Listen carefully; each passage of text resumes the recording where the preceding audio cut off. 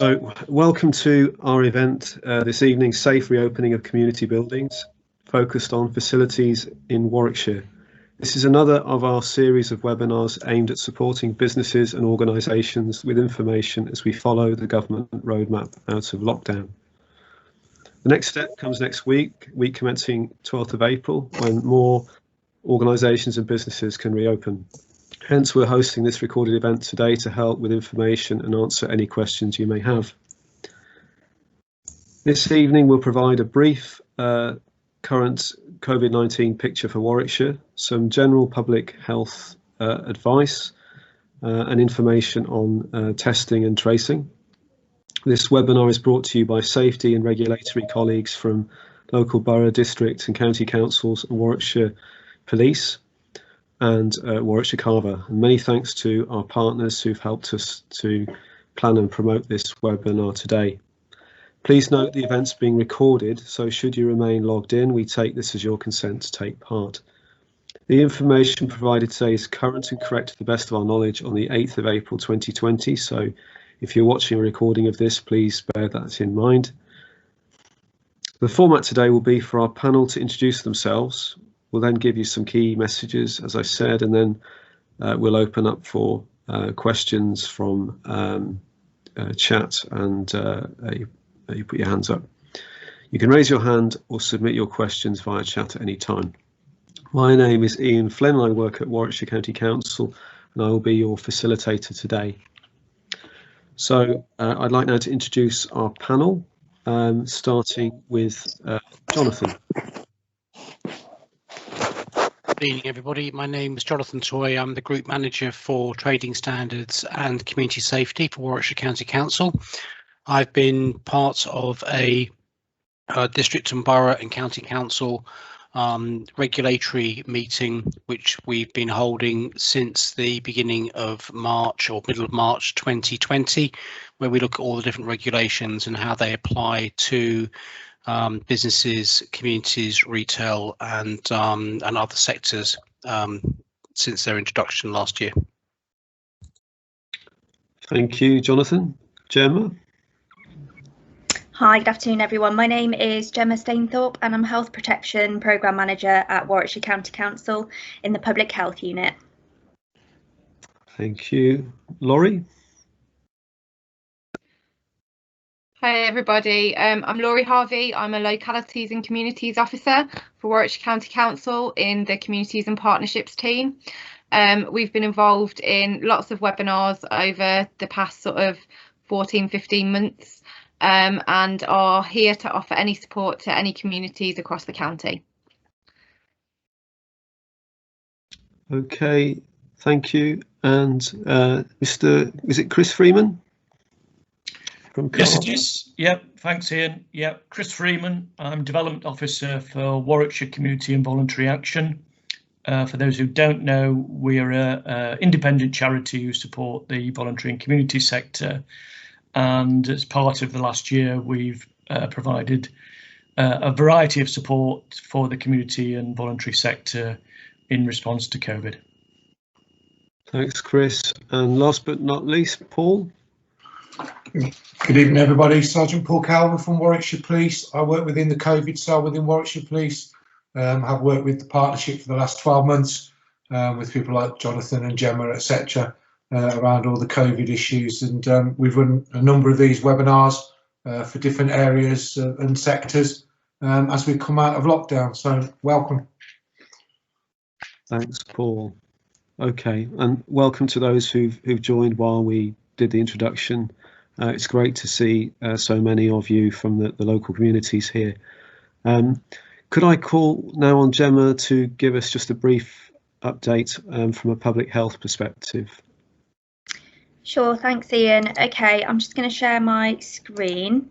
What I'm going to do is just give a general overview of COVID cases. Oh, my screen disappeared. Oh, it's my fault. Hang on a minute, everyone. Sorry, technical. We can see it. Yes, it's hard to know what people can see and they can't see when you're sharing. It's gone now. Gone now. Okay, let's go back to here. There we go. Yep. Is that all right, Ian? Yeah, lovely. Okay, brilliant. So yes, just going to give an overview of COVID cases. We've got a graph here showing rolling rates per 100,000 population. This is how we measure COVID cases. So this graph here is showing the various peaks and troughs that we've been through over the last 12 months. The different colours here represent different district and boroughs rates. So obviously pink for North Warwickshire, purple for Nuneaton and Bedworth, etc. And then the dotted blue line shows the sort of average trend for Warwickshire. So obviously since the peak across the winter months, we've had a nice steady decrease in cases, and we're looking at now averaging for Warwickshire at around 45 per 100,000 population. So anything under 50 is what we're really aiming to hold at the moment, and hopefully still reduce. So obviously you can see there was a slight increase in cases. We've got both for Rugby and North Warwickshire a couple of weeks ago, mainly due to schools returning, but now we're seeing those numbers coming down there. So that is my first graph. The other one I wanted to show you, this is just to give you an overview of where the infections are circulating in our population groups. So this is a heat map, and the darker colours represent the higher number of infections within this age category. So on the left hand side you've got the different age categories listed, and then along the bottom you've got the months here. So if I just look at from about sort of December, January, and then through to March, April on the right hand side, we can see the obvious peak that happened around the winter months, and we can see that heat map is showing that the most infections were within the sort of probably the working age population group, which would make sense given who was in close contact with other people at the time. The last 3 weeks is shown at the bottom, and within here we can see, so this is going back to sort of March the 14th and up until now, and we can see that through those March weeks there, we're looking at the 10 to 19 category, which makes perfect sense, obviously given the fact that schools returned, and then perhaps a little bit of a knock-on effect into parental age categories as well. So that just gives a current indication for now. Just to set the scene. So yes, community centres, which cover all manner of different things and can host so many different things. It's quite a wide remit to hit tonight, so I'm sure we'll try our best to cover everything as best as we can. But I just wanted to raise a couple of points that's come out within a lot of the new guidance recently over the last week or so.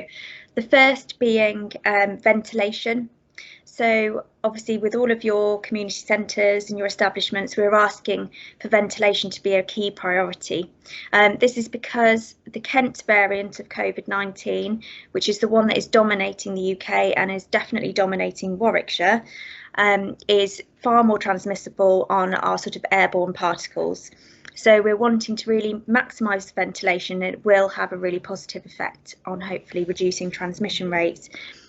Now, ventilation can take obviously many forms. You've got mechanical ventilation with fans and ducts, which will circulate air, but obviously we're asking as much as possible for fresh air to be circulated, to be brought into the room rather than old recycled air to go around different rooms.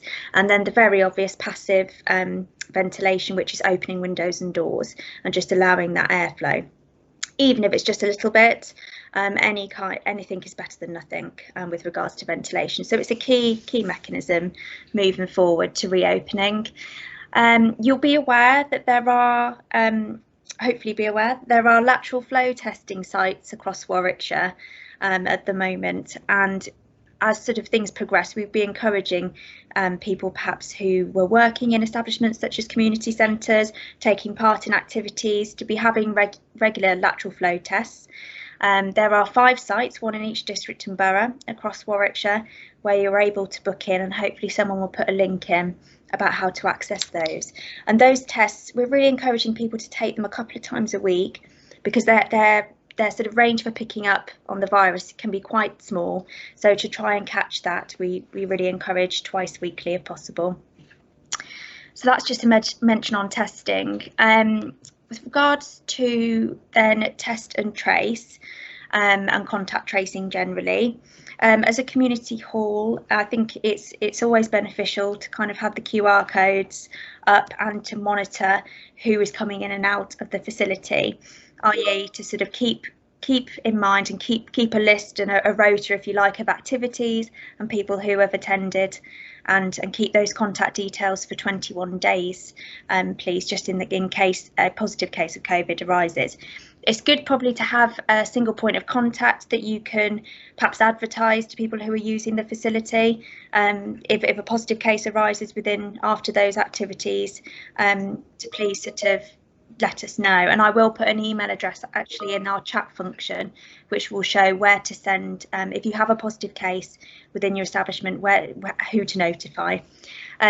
And just my final rambling before I hand over to somebody else is around contact tracing. So if you do become aware of a positive case of COVID, to sort of start that close contact tracing and ask people to self-isolate straight away. And we're asking all businesses and all establishments to do this, because relying on the NHS test and trace, they're very overwhelmed, and it could potentially be a long delay. So we're asking people to sort of take it into their own hands and ask people who've been close contacts to go home. So that's all from me. Obviously, there's very, very different things and questions that are going to come up, so I'll be quiet now. Many thanks, Gemma. Before we move to questions, I just wondered if any of the other panelists had anything else they wanted to say before we started.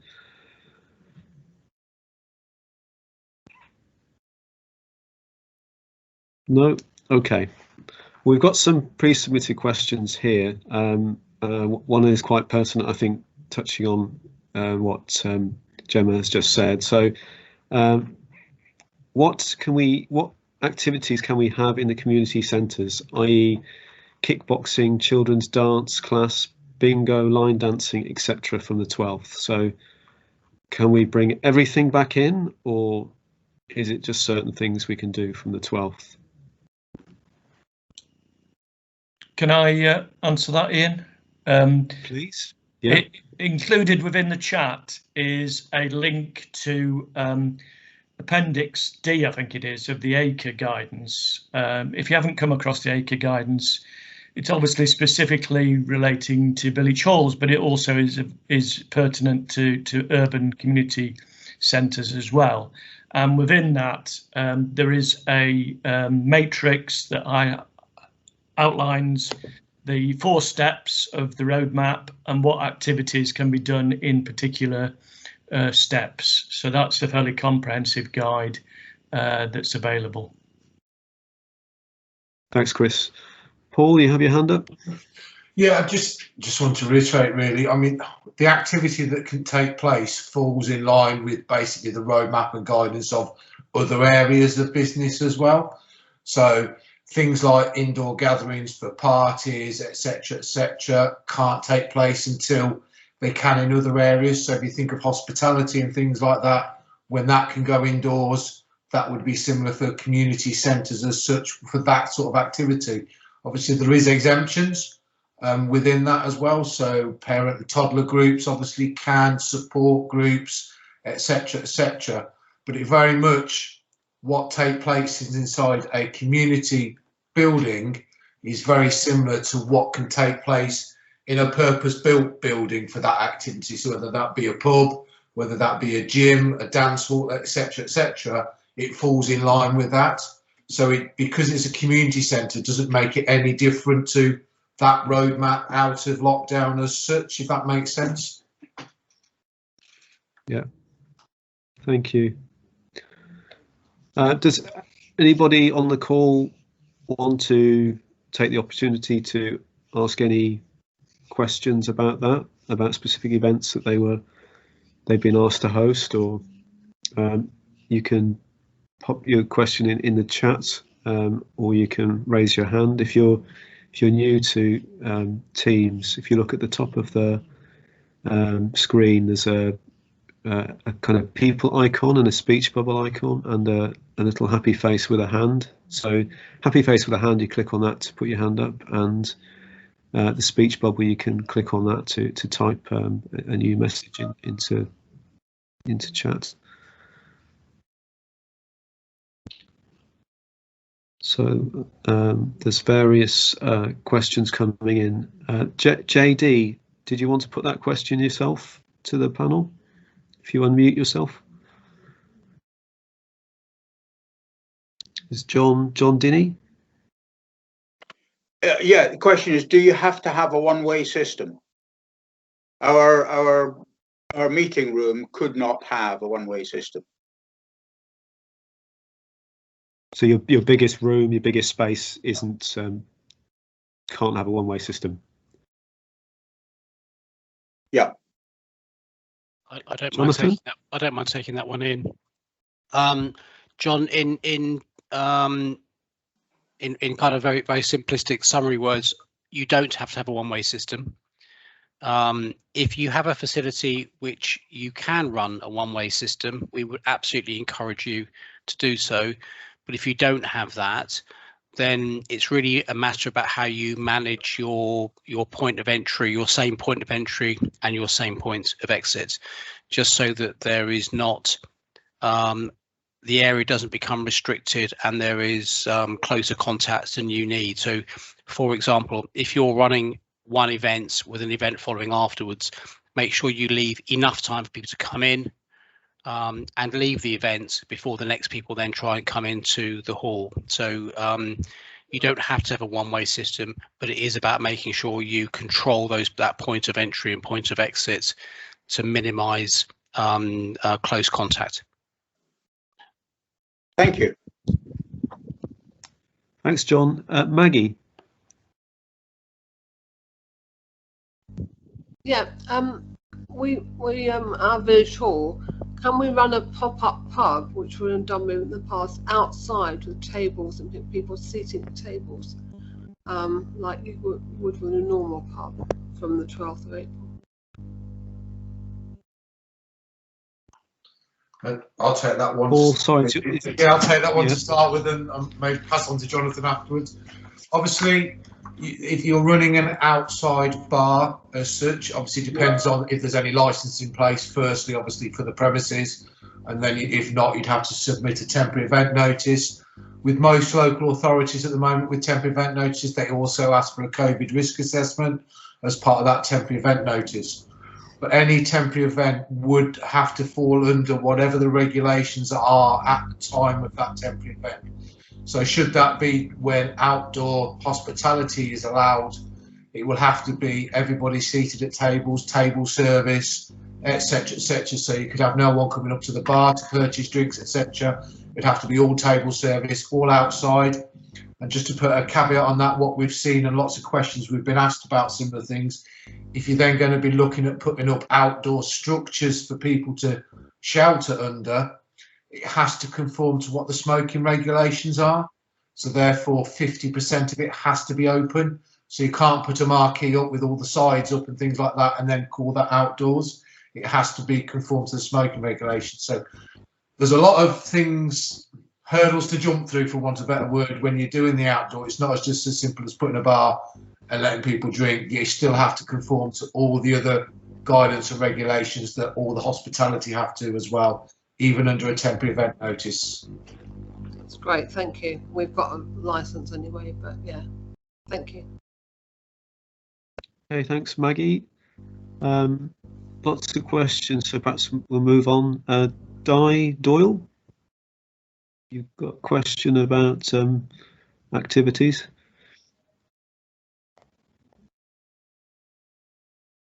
You might need to unmute yourself.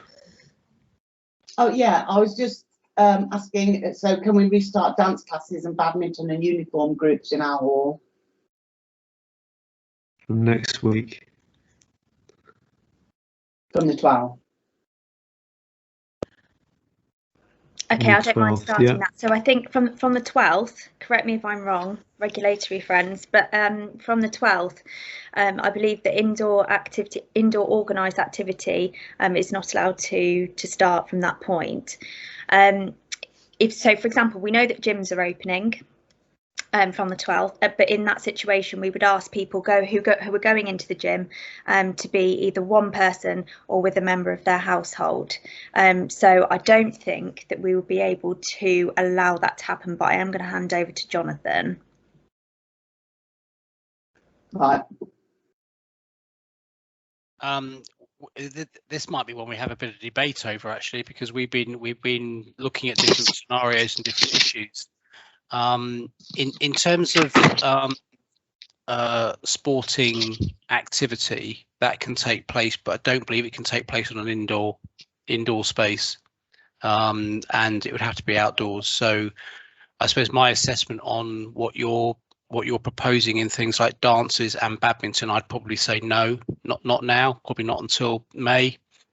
And I think so. I'd very much support the comment that that Gemma has just said.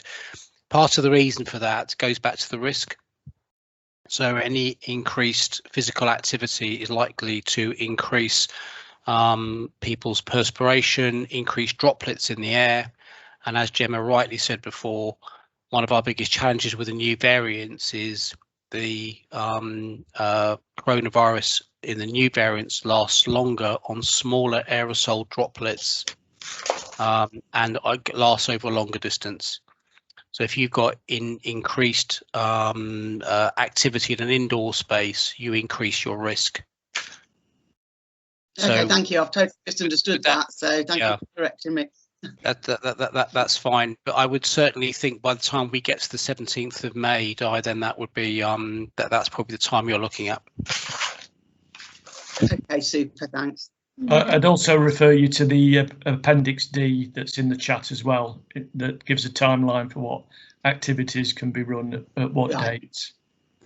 I suppose the best way to think of it as well is to think what's happening in your sort of local establishment that's similar.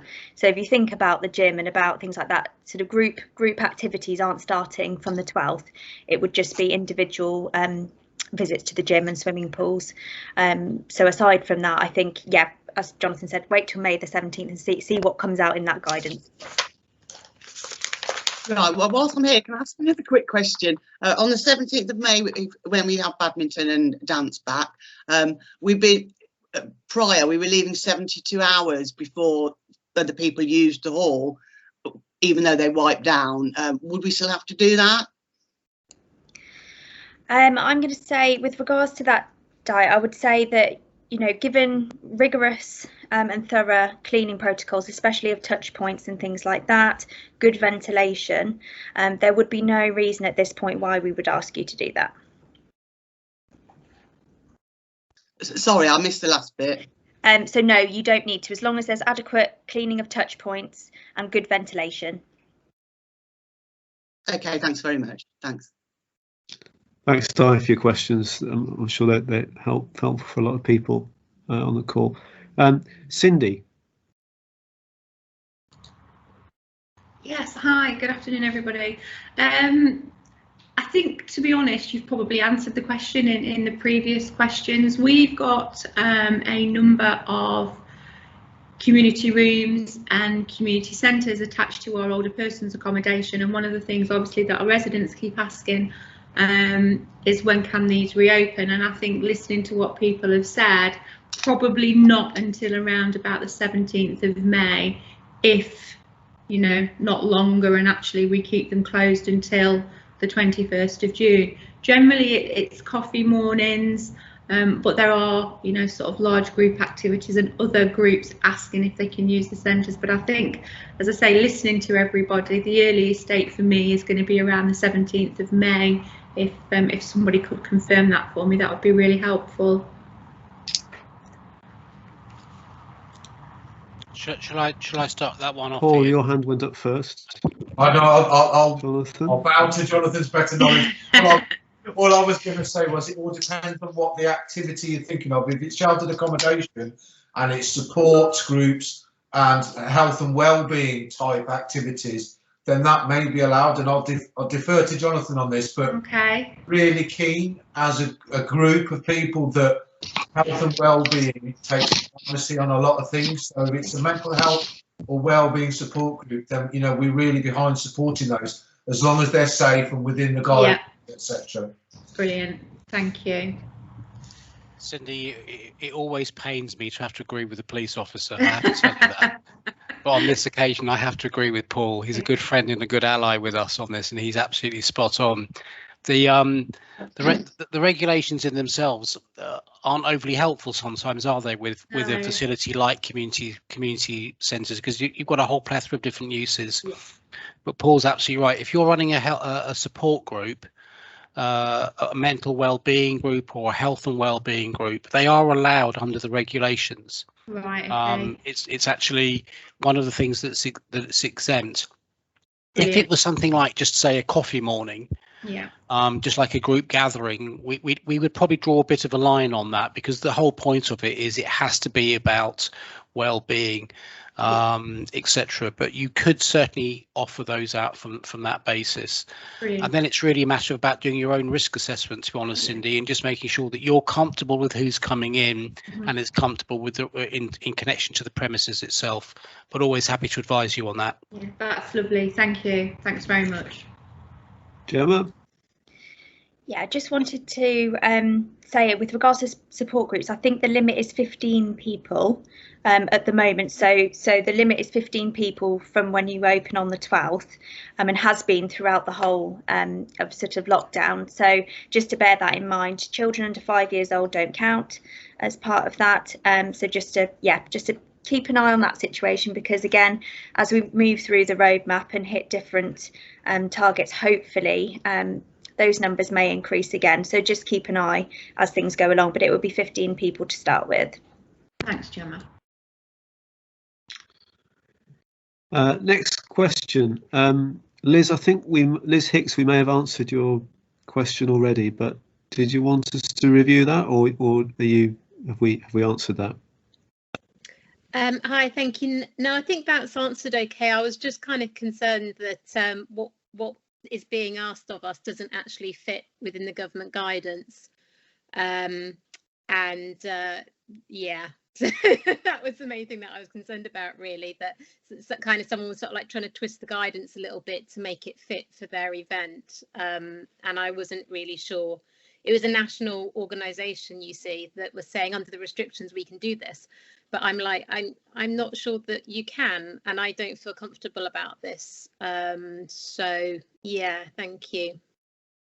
Ian, if I can just come back on that, with regard to that point, having lived through this for the last 12 months with our colleagues in regulatory services and things like that, there are many organisations and big organisations that have tried to interpret regulation and guidance into their own understanding to fit what they want to do, and they continue to do so. So you just have to be mindful of when people approach your venue for an activity, make your own assessment, have a look at it, and I'm sure Ian will put some contact emails in the chat shortly.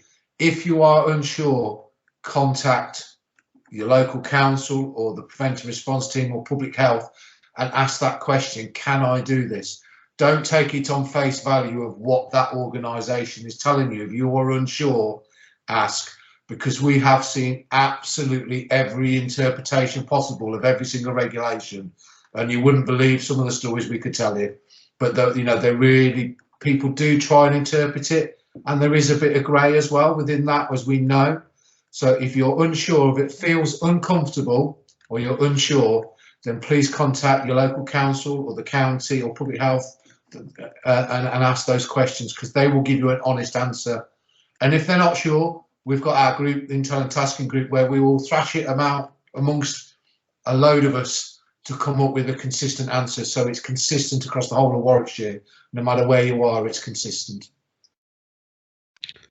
Yeah, thanks, Paul. Perhaps I'll ask Gemma to put the public health email address in the chat. I could offer our business at email address, but Laurie, you might have a better inbox for community centres. I don't know, but if you wanted to post that in, if somebody wanted to contact and they weren't sure who to contact, we could signpost. So that's the public health one there. Yeah, I'll I'll pop in the Connecting Communities email address as well for any queries. Fantastic. Okay, thank you. Next question, something close to most people's hearts, I think. Richard Sanders. Yeah, hi everybody.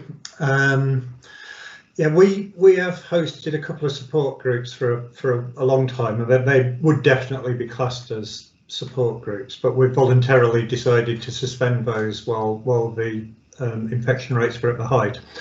Looking at now restarting, and what we keep coming up against is looking at the regulations, is because a few of them are more elderly and maybe not got the best hearing in the world, the rules regarding face coverings it's pretty straightforward. Face coverings must be worn at all times, it says, and a 2 metre distance maintained. It does make them very difficult to operate. And the other thing, well, I put my question about can we serve tea and biscuits, is that's traditionally what people come along. They come along for a cup of tea and some biscuits and a chat. And obviously if they're wearing face coverings all the time, then that's not possible either. So I just wonder if anybody could give us any advice on that. Thank you. Yeah, Gemma, is that a new hand? Yeah, it is. Yeah. Hi, Richard. Really worthwhile support groups, obviously, going on, ever so important. So, so with regards to face coverings in that particular situation, there's two things. Face coverings are able to be removed in a situation where communication would become difficult. So within the guidance, we have sort of things set out where perhaps if someone's hard of hearing, lip reading becomes quite an important part of their communication. And in that particular sense, you would be able to remove the face covering. The other side of it is with eating. Obviously, if you are sort of sitting down having tea and biscuits, there would be no need to have the face coverings on in that particular situation. We wouldn't ask people to be wearing face coverings sat in a restaurant having food. So that's perfectly reasonable within that situation. Obviously, thinking about particular clientele and vulnerabilities, just to be really, really mindful, I think the best thing to advise would be to keep that distance as close to 2 metres as you can. And I know that obviously with regard to, people who are hard of hearing, but perhaps with the masks off, that might be easier. So 2 metres while you can, and keep the ventilation really good. So perhaps encourage people to wear layers and wrap up warm on chilly sort of spring days still. So just keep that ventilation going, hand sanitisation on entry and exit and things like that. But I think you're right. I would say that in that particular situation, the face covering would be not necessary. Okay. And so that would be from the 12th of April. We could look to start that again from next week, do you think? Absolutely. The only thing I would add to that, Richard, is obviously if we look at how hospitality works, like Gemma said, with regard to people sitting down, eating, drinking and things like that, any staff that are sort of working in with that and are moving around the building need to be wearing the face coverings as they do. And I would suggest that the group that come in, if they are getting up to move about, then they maybe consider looking at putting a face covering back on at that point. But obviously when they're sitting down, socially distanced, communicating, as Gemma said. But if we're moving about, I would suggest you look at it as we would when the pubs were allowed indoors previously, that face coverings when you are moving about as such. And just on the face coverings point, I raise this at all the other webinars we do. Obviously people are medically exempt, and if they say they are medically exempt, we accept it. We've had lots of questions asked about, well, how do you challenge it, etc., etc. We don't. If they say they're medically exempt, they're medically exempt. It's not fair on asking people to produce medical documents, etc., for it, because it could be really embarrassing for them, depending on what the medical reason is. So we accept it, and we don't expect anybody else to do any other than accept it. If you have got members of your team that work in the village halls that are medically exempt, then please ask them to get the lanyards that show that they're medically exempt and don't need it, because then it stops people challenging them. And I'm sure Gemma can put the link in the chat where you can get those from as well. But we'd actively encourage people, especially if they're working in an environment, if they are medically exempt, to get these lanyards, because then everybody knows what they are and it stops people questioning it then. because we as police will get calls inundated, no matter what it is, whether it be a pub, a restaurant, a village hall, a care home, whatever it may be. If people aren't wearing face coverings, that we get called. So if the lanyards are on, it stops those people calling us. Thank you. Thanks, Paul. Thanks. Okay. Thanks, Richard. Alan Webb, you had a question about dates. Yeah, I did, and thanks very much, Paul. I've got Appendix 2 open on another screen. I'm hesitant to sort of flick over at the moment in case you lose my picture, or you might not want my picture. I don't know, but nonetheless, it's very it mentions specifically the 7th of May for step 2. We're pretty sure that step 1 is next week, April the 12th, is it? However, it doesn't actually say on that appendix at all when step 3 and step 4 are. Now, I'm quite prepared to believe that we have to await the Prime Minister confirming that we're moving to those steps, and perhaps that's why it's been left empty. But is there not a provisional date at the moment? Is this the document you're referring to that Chris? Yeah, Appendix 2. Yeah, Appendix D, I beg your pardon. Yeah. Should I come in there? Jonathan, yeah, go ahead. Paul's got his hand up. We'll see if we agree on this one as well. So, Alan, in terms of dates, and you're right. So they're all with a bit of a caveat. So step 2 is the 12th of April.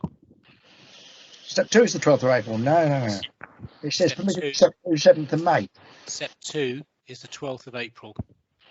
Step 1 was the early part of March, isn't that right? Have I got that right, Paul? So step 2, step 2 is the 12th of April. Step 3 is the 17th of May, and step 4 is the 21st of June. Right, 17th of May and 24th of June, and that's 21st of June is step 4. Yeah. Midsummer stream. Yeah.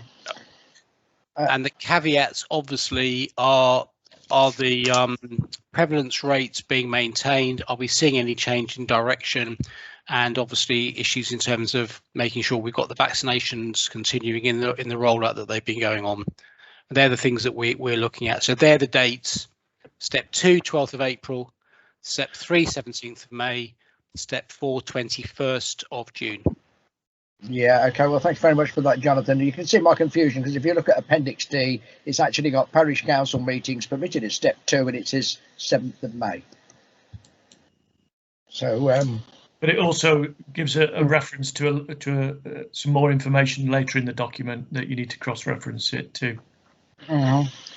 So that's just specific for that particular activity, which otherwise would be step 2, could be happening on 4th of April, but in fact, because it's a parish council meeting, they're actually really step 3. Well, 7th of May, so it's before step 3, but it's later than step 2. Okay, I'm with you. Yeah. I'll just go back to the point I made earlier. If you're unsure, then please ask your local council or the email addresses that have been put in the chat, because everybody is more than willing to help everybody come out of this lockdown in a safe way. So if you're unsure about the dates or the activity, then please just do ask, and you will get an honest answer and some help as well if necessary. I'm sure we will, and we don't want our collars felt, do we, Paul? So thank you for that. Thanks, Alan. I'm sure others would have a similar question looking at that section, so thank you. Moving on to Bob Granger, you had a question about risk assessment.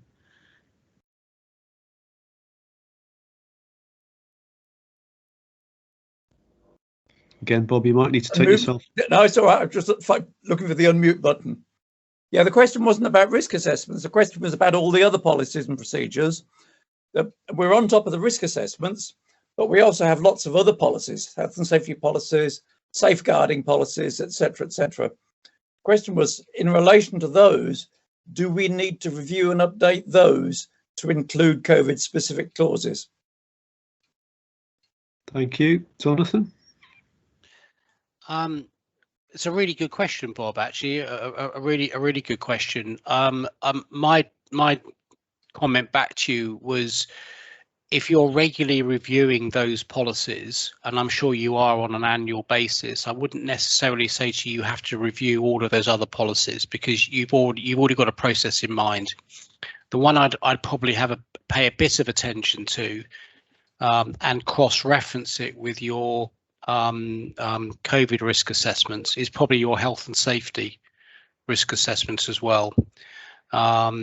And also possibly something like your evacuation plan as well, just to make sure that they are relevant to the COVID assessments. And it goes back to those questions around where's your points of entry, where's your points of exit. We've had a few premises, and I'm not saying that they are community centres or village halls, that have used fire exits, for example, as a way of gaining access or exit to a building and actually leaving them propped open. Again, the fire service would be pretty unhappy from a health and safety point of view if that was actually the case. So my advice to you would be your safeguarding policies, if you're reviewing them annually, I wouldn't necessarily think you have to review them. Have a look at your COVID assessment alongside your health and safety assessment, and also your evacuation plan.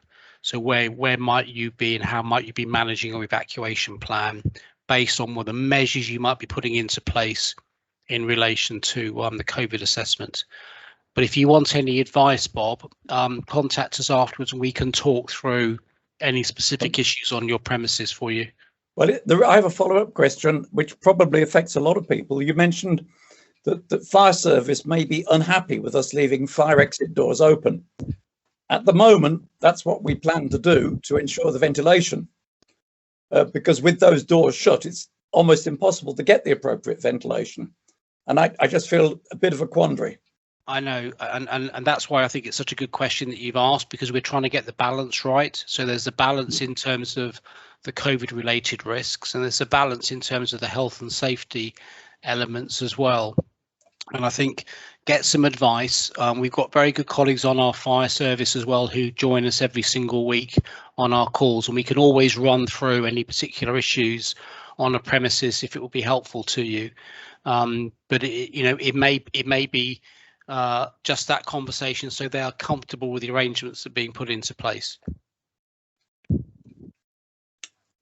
Thank you. Does that answer your question, Bob? Partially, yes, but I do wait for further guidance on this, because I'm still in a quandary about whether we can leave the fire doors open or not. And I would like, rather than receiving individual advice, I'd like some advice to be published for Warwickshire. And I think the problem we've got, Bob, is very difficult not knowing every single premises. It's very difficult to give generic advice, because we have to give specific advice related to the actual premises itself. So if I know the premises, and you can just either send me an email or an email through onto the link, I will get you an answer related to your premises, because I can talk to the fire service people at the same time and give you the best advice from them. Thank you. Yeah, so if you email connectingcommunities@warwickshire.gov.uk, we'll pass that email on to the right people. Just to come back on that slightly, Ian, as well, it's obviously fire are the experts when it comes to this, and there might be circumstances where certain fire doors can be propped open, maybe more external ones than internal ones. I know there's a big issue when it's an internal fire door compared to an external one, but they are the experts. So it doesn't mean say no, you can't. It's down to the building, the layout, etc., of what it is, and the fire officer's opinion on that. So it's what, just to back up what Jonathan said, it's about individual premises and the fire knowing the layout and things like that. And the only other point I wanted to make was with regard to policies and everything like that under COVID, and I would say this from a police perspective as side of things, is you mentioned your safeguarding policies. Just make sure that under the COVID rules that you're under, with young people or vulnerable people and things like that, that your safeguarding policies are still right and fit and proper under the numbers that you're allowed in and things like that as well. And that's just from a police perspective on safeguarding. Can I just add one little bit in? The external fire doors as well. It all depends what's around you on your building, and that's what the fire service will look about. So if you're in a busy town centre or village area with lots of buildings around you, propping open fire doors in certain locations, again, the fire service will not thank us for encouraging people to do that. That's why we have to look on an individual basis. So, as I said, whether it's Bob or anybody else on the call today, email through to us and we'll get you an answer, get you an update, because the fire service are joining us twice a week to discuss these very issues. So we can cover it for you.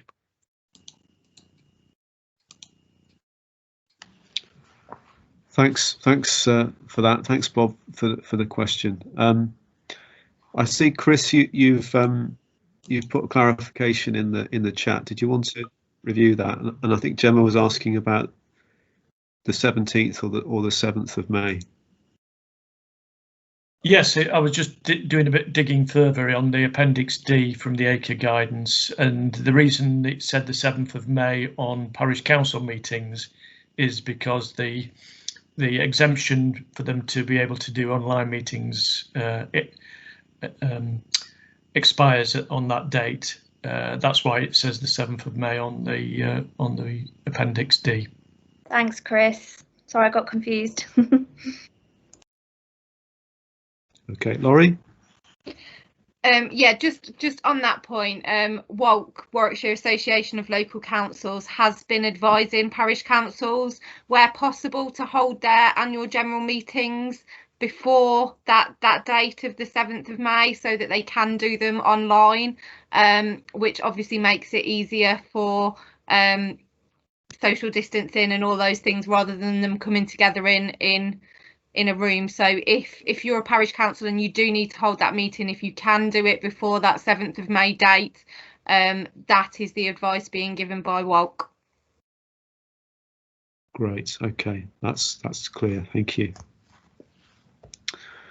So conscious of the time, a couple more questions. So I think this is related to ventilation, but Ian Davis, did you want to put your question to the panel? Sorry, I was muted.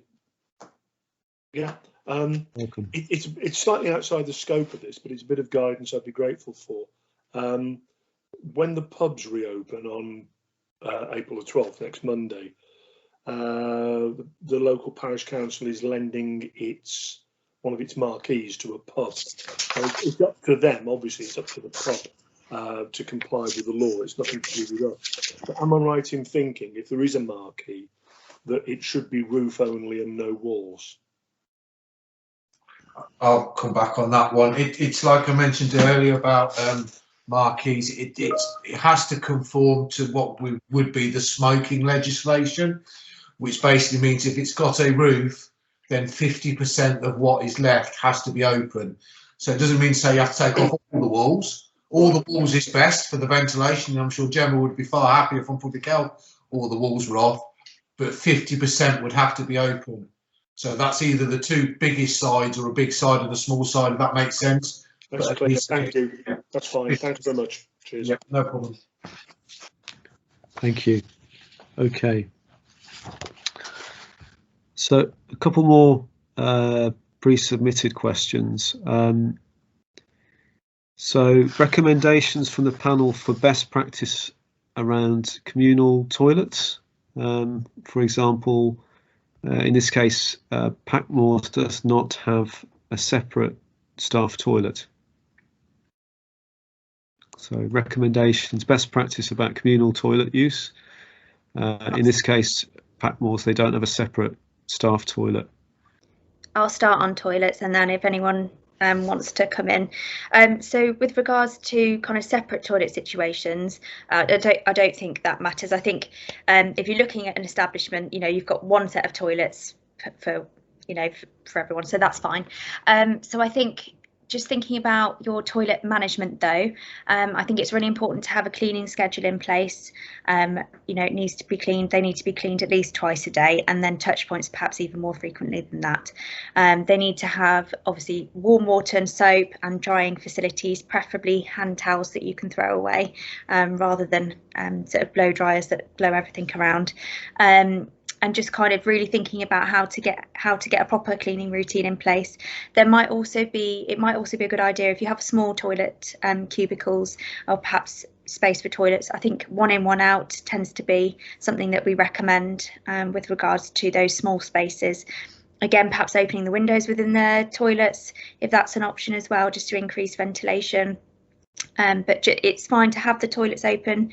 We would want that from a health and safety point of view as well, but just to kind of really keep on top of cleaning and ventilation and occupancy, please. Thank you.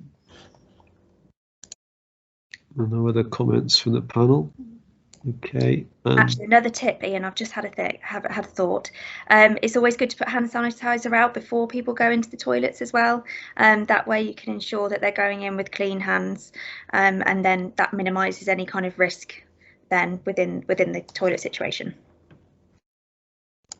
Okay, thank you. And one final question. We might need to take this offline, but is there any funding for any funding or council funding or any other funding for hiring markers or specific signage?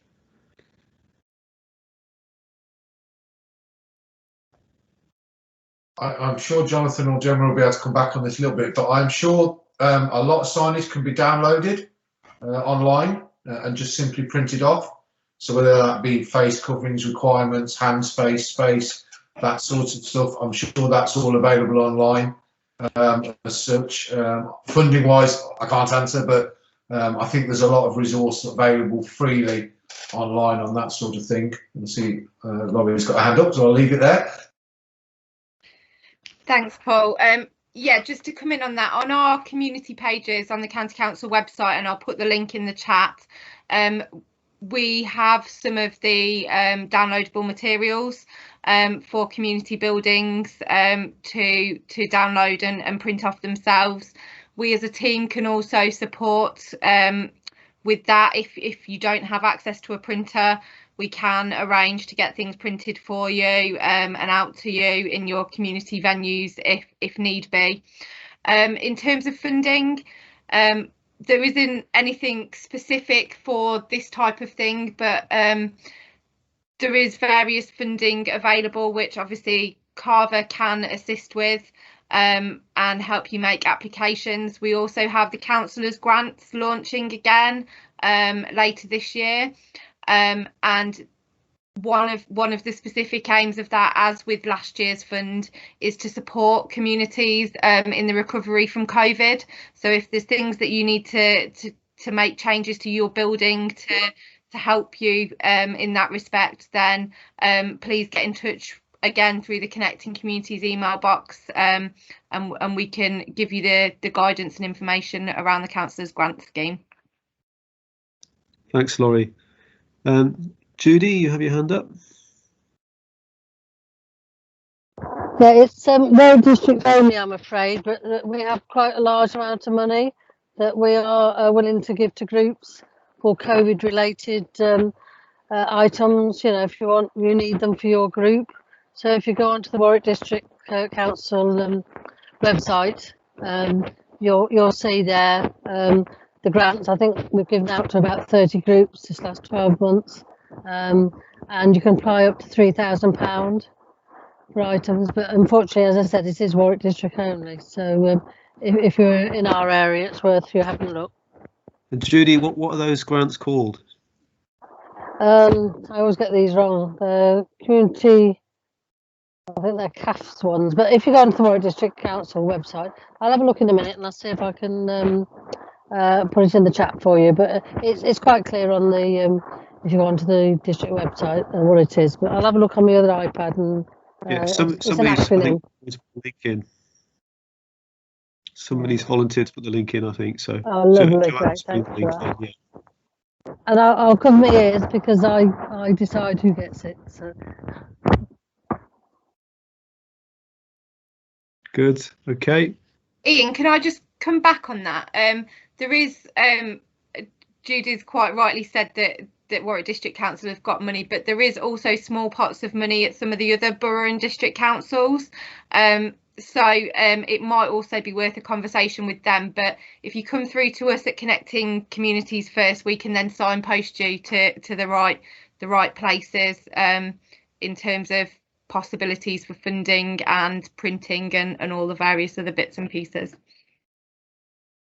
Okay, thanks both, and perhaps Laurie, we can have a discussion afterwards about which links to post on the video. Okay, conscious of the time, I don't see any new hands, or I don't see any additional questions. So if there's any further questions from our guests this evening, do please put your hand up now. Yes, Liz. Hello again, Liz. Hello, sorry, I have yet another question. But just to point out, these webinars are really, really helpful. So thank you to you and your colleagues for putting these on for us, because it is a really helpful way for us to engage with yourselves and ask these questions.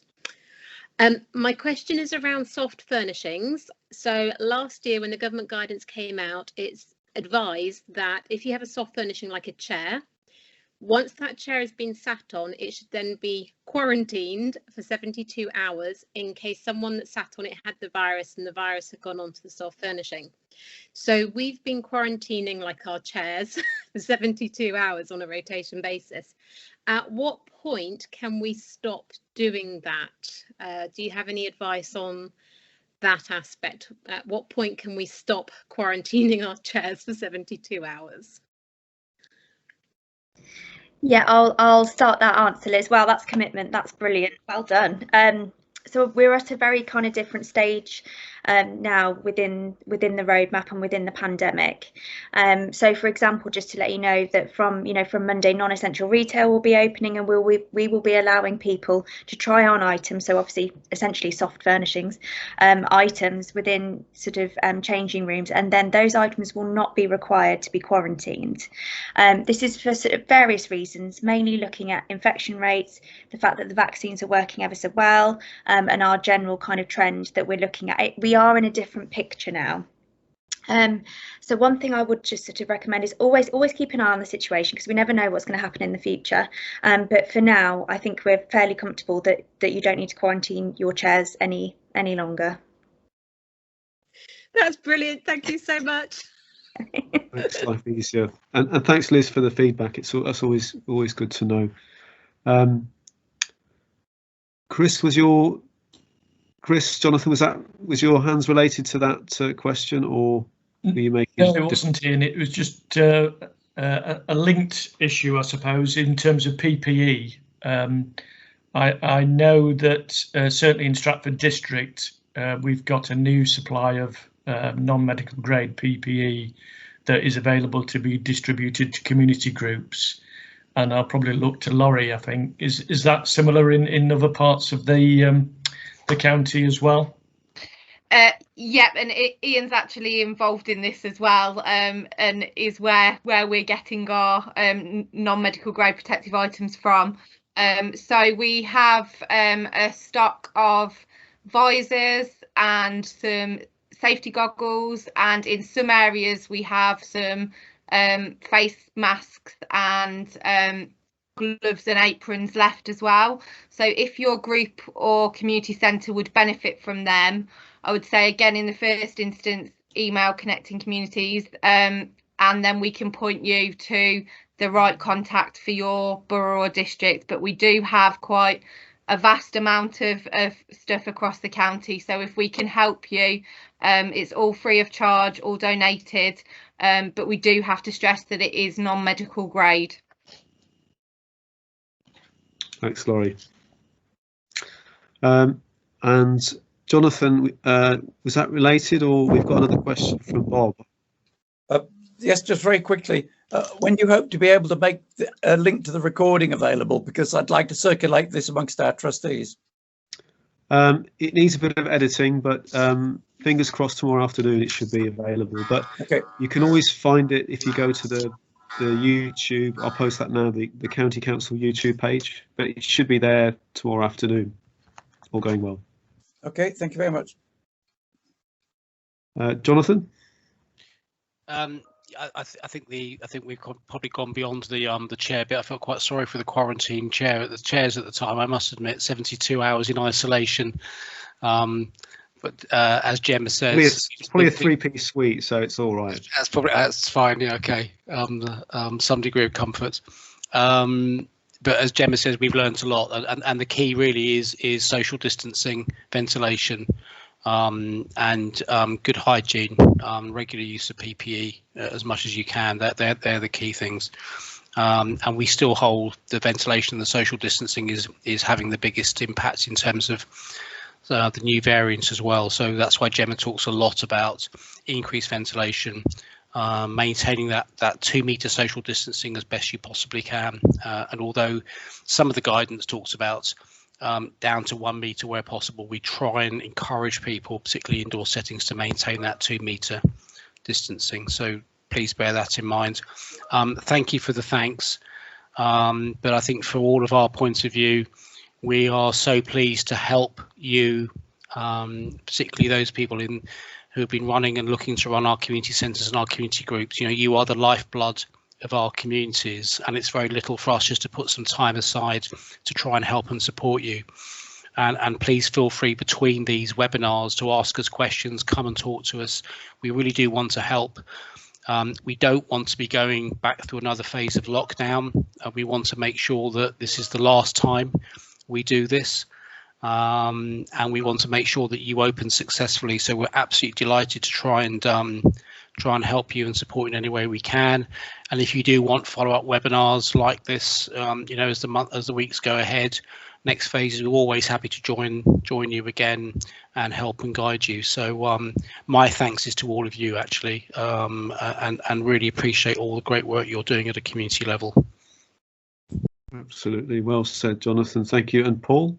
Yeah, I just wanted to reiterate what Jonathan said as well. You know, we're really pleased to hold these webinars and support community groups. We recently did one for places of worship, and similar to community halls and community events, that they are the heart of the communities, and they are the heart of where some people that have suffered during the pandemic due to health, well-being, mental health, isolation, etc. And they are key to those people and those groups. So we're very much supported of you coming back, opening safely, and being there for the community and supporting the community. So a bit like Jonathan said, really pleased that so many people here. And please, if you have questions, you've got the email addresses, please do ask, because everybody wants to help. Everybody in Warwickshire wants to come out of this pandemic safely and help the community group. So thank you. Absolutely, thank you. Liz and Bob, I think those were hands that were up before. They're not new questions, are they? Not new for me, thank you. Okay. Well, it's just past 6 o'clock, so perhaps we'll wrap up there. Thank you very much to our panel for your time and preparation this evening, and Warwickshire Carver for your support in helping us set this up. And thanks to so many of you who've joined this evening. As we said, the link to the recording should be available tomorrow afternoon. So go to the County Council YouTube page. I'll post the link to that at the end of the session. So if you want to hang on, there'll be some useful links posted. So that's it, I think. Laurie, did you have a final message, or Chris? No, just to reiterate what both Jonathan and Paul have said. Thank you all for attending, and thank you for all that you continue to do in your communities. And if we can do anything further to help you, then please do get in touch. I'll send the link to this video out via our Connecting Communities newsletter as well, which I know a lot of you are signed up for, and I'm sure Carver will also circulate the link through their newsletters. So thanks again. Okay, thanks everyone. Enjoy your evening, and the best of luck with running your community centres over the next few weeks and months. Thanks very much. Thank you. See you soon.